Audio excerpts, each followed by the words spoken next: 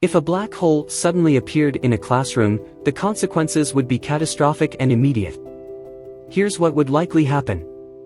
1. Extreme gravitational forces.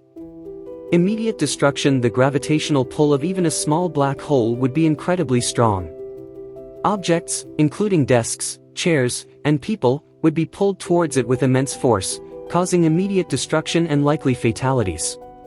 Spaghettification. Near the black hole, the difference in gravitational pull between your head and feet, tidal forces, would stretch and compress objects into long, thin shapes, a process known as spaghettification. 2. Event horizon.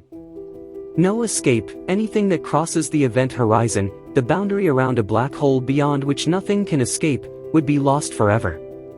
Light cannot escape this region, making it impossible to see inside or retrieve anything from it. 3. Time dilation.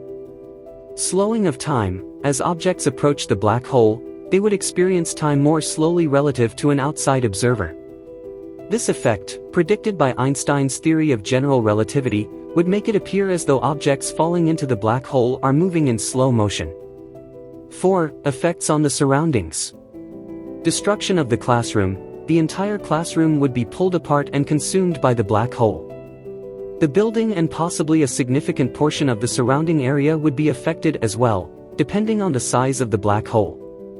Air and atmosphere. The air would be rapidly pulled into the black hole, creating intense winds and potentially a vacuum effect that could cause suffocation. 5. Gravitational waves. Ripples in spacetime. The sudden appearance of a black hole could generate gravitational waves, ripples in spacetime that would propagate outwards. These waves could potentially be detected by instruments like LIGO, Laser Interferometer Gravitational Wave Observatory. 6. Long-term consequences. Black hole growth. If the black hole were to remain, it would continue to consume matter, growing in size and mass. Over time, it could pose a threat to larger and larger areas, depending on its initial mass and growth rate.